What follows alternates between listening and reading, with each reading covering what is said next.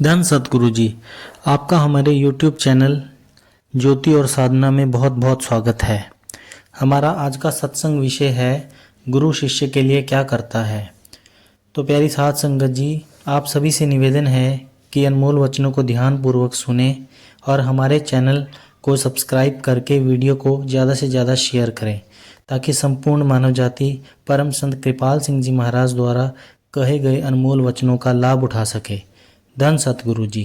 सत्संग प्रवचनों से पहले गुरु प्यार का एक छोटा सा भजन आपकी सेवा में रखा जा रहा है, आपने ध्यान पूर्वक सुनना है।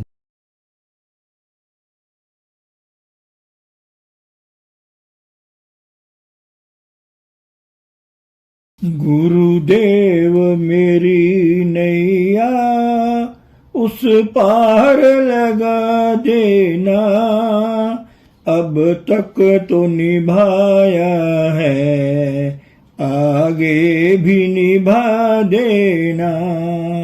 गुरुदेव मेरी नैया उस पार लगा देना, अब तक तो निभाया है आगे भी निभा देना।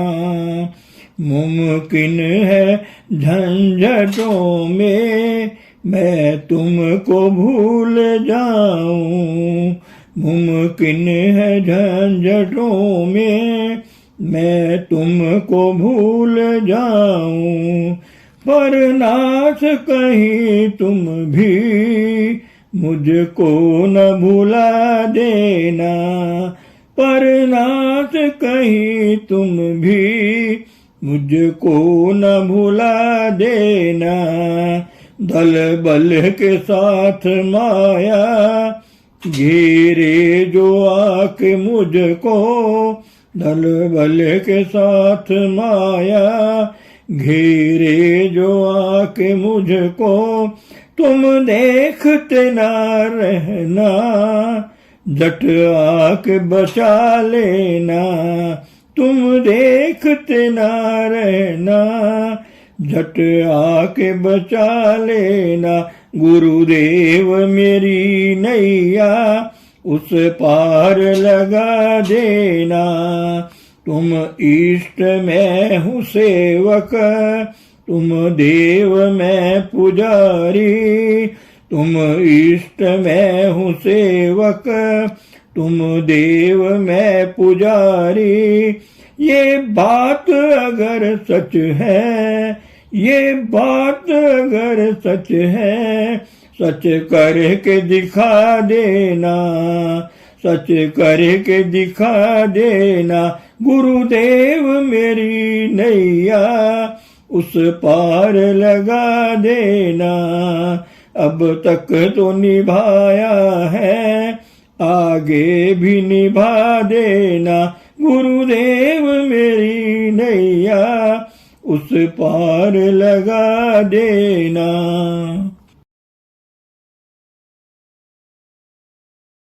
गुरु रूप प्यारी साध संगत जी, परम पूज्य परम संत कृपाल सिंह जी महाराज जी हमें समझा रहे हैं कि गुरु शिष्य के लिए क्या करता है। गुरु शिष्य की हर तरह से संभाल करता है, अर्थात उसकी सहायता तथा संरक्षण करता है। ठीक उसी तरह जैसे माँ बच्चे की संभाल करती है।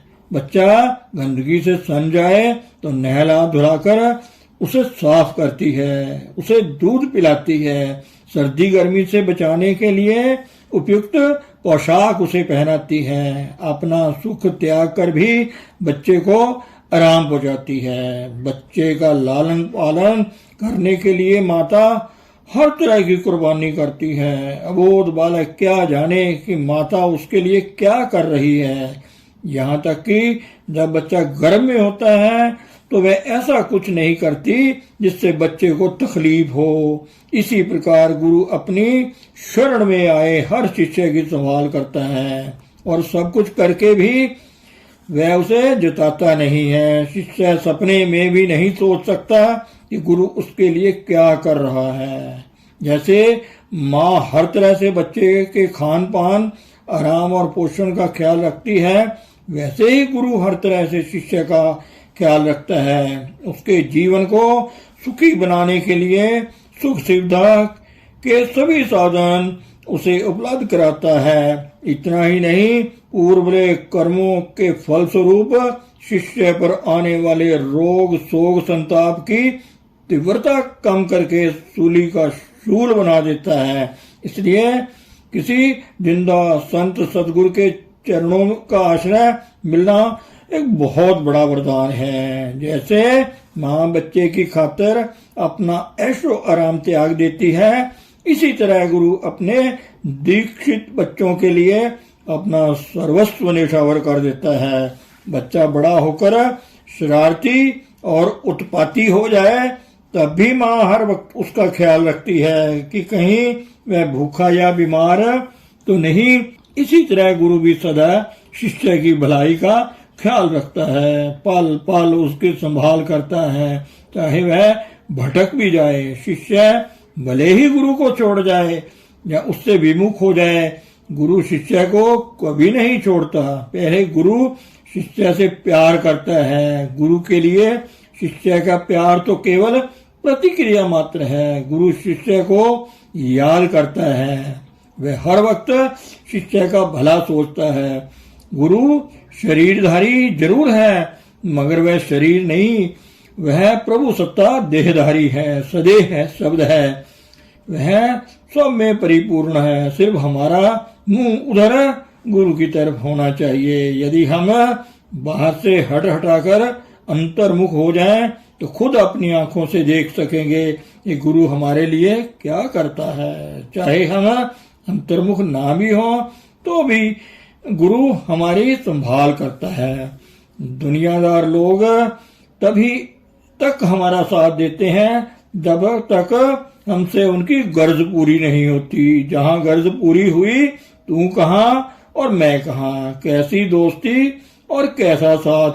कई बार मुसीबत पड़ने पर या बीमारी की हालत में या गरीबी में, जब खाने को पैसे ना रहें, लोग साथ छोड़ देते हैं। लेकिन गुरु कभी शिष्य का साथ नहीं छोड़ता।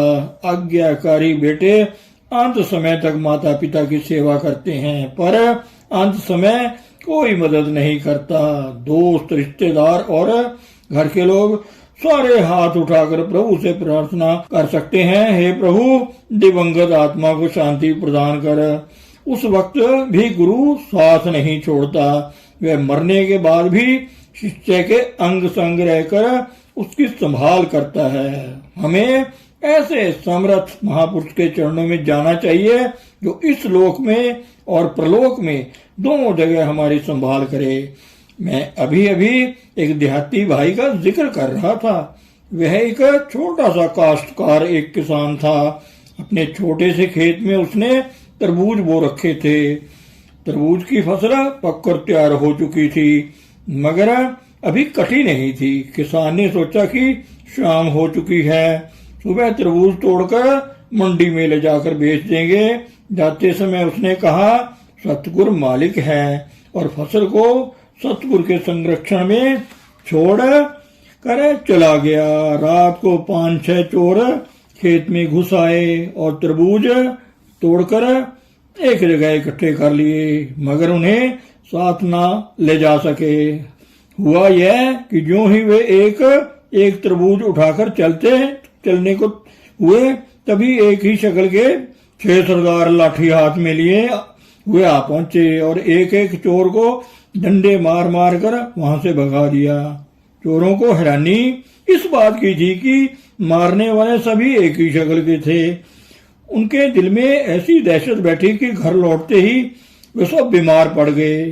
चोरों के मन में यह बात बैठ गई कि जब तक वे जाकर किसान से क्षमा नहीं मांगेंगे, उनका बुखार नहीं टूटेगा। वे किसान के पास गए और अपना अपराध स्वीकार करते हुए उससे माफी मांगी। किसान ने सारी बात सुनकर कहा, मेरे खेत की रक्षा करने वाले मेरे गुरुदेव थे, माफी मांगनी है तो उनसे मांगो। गुरु हर तरह से शिष्य की संभाल करता है। बाहरी दुनिया में भी और अंतरिय मंडलों में भी सच्चा शिष्य गुरु के नूरी स्वरूप के अंतर में दर्शन करता है और वह शिष्य को आत्मा को अपने संरक्षण में ऊपर दिव्य मंडलों पर ले जाता है। जहाँ हिसाब कर्मों का चुकाने की बात आती है, वहां वह सामने होकर स्वयं शिष्य के कर्मों का लेना देना चुका देते हैं। जिस दिन शिष्य समर्थ गुरु के चरणों में आ गया, उसके कर्मों का भुगतान गुरु अपने हाथ में ले लेते हैं। धन सतगुरु, धन गुरु रूप प्यारी साध संगत जी। सत्संग प्रवचनों के दौरान बोलते समय अगर कुछ गलती हो गई हो तो दास क्षमा का याचक है। धन सतगुरु जी।